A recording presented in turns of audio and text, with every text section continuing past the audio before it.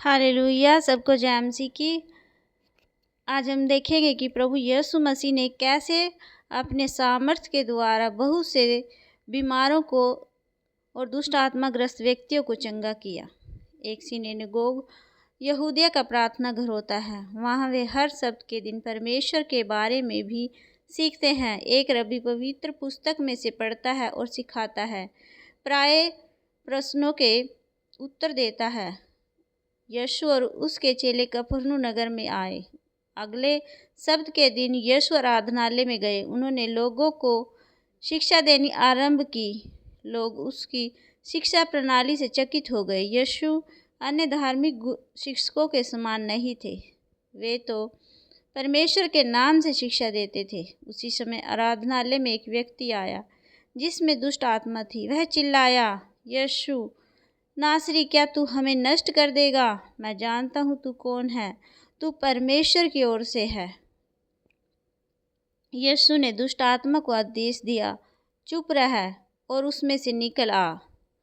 दुष्ट आत्मा ने उस व्यक्ति को बुरी तरह हिलाया और ऊंचे स्वर से चिल्लाकर उसमें से निकल गई। सब लोग चकित रह गए। वे एक दूसरे से कहने लगे, यह क्या बात है? क्या यह कोई नई शिक्षा है? इस व्यक्ति को तो दुष्ट आत्माओं पर भी अधिकार प्राप्त है। वे उसकी आज्ञा मानती है। अतः यीशु के बारे में समाचार शीघ्र ही सारे गलील में फैल गया। बहुतों को चंगाई मिलना।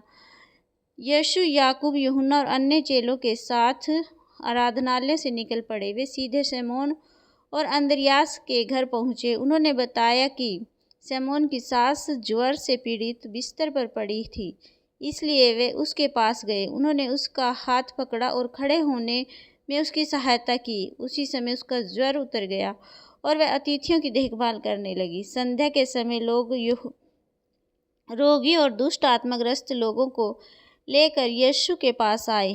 नगर के सब लोग घर के सामने जमा हो गए। यीशु ने कई रोगियों को चंगा किया और कई दुष्ट आत्माएं निकाली। वे जानती थी कि यीशु कौन है, परंतु यीशु ने उन्हें कुछ नहीं कहने दिया। देखिए मेरे बहन भाइयों कि प्रभु यीशु के बारे में दुष्ट आत्माएं भी जानती थी कि वे परमेश्वर के प्रिय पुत्र हैं और वो हमारे उद्धार के लिए इस दुनिया में आए हैं। पर प्रभु यीशु ने उन्हें कुछ बोलने नहीं दिया, बल्कि उन्हें चुप रहकर ही निकल जाने की आज्ञा दी और वे उसकी आज्ञा मानकर उनमें से निकल गई।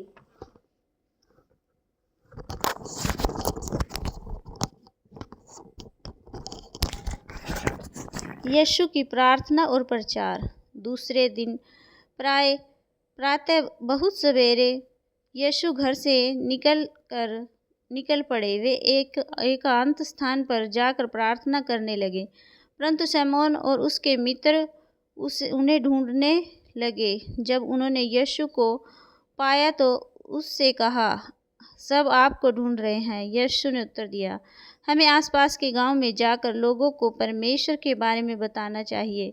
मैं इसीलिए तो आया हूँ। इसलिए वह सारे गलील में गए।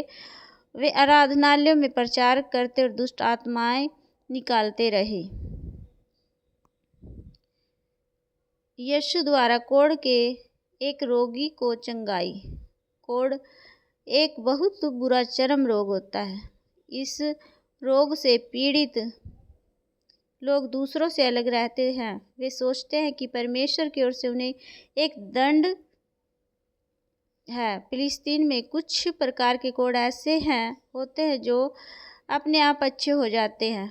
याजक को ऐसे व्यक्ति की जांच करनी पड़ती थी।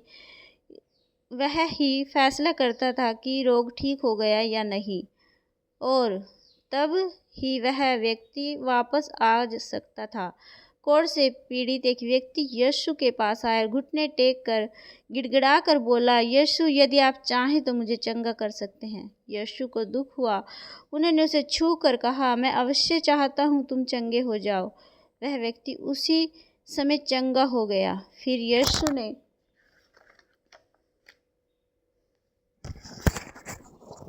कहा, देखो, इस विषय में किसी से कुछ नहीं कहना। शीघ्र ही याजक के पास जाओ और उसे अपने आप को दिखाओ, तब सब जान जाएंगे कि तुम चंगे हो गए हो। किंतु उस व्यक्ति ने जाकर सबको इसके बारे में बता दिया। जहाँ भी यीशु जाते लोग जान जाते कि वह कौन है।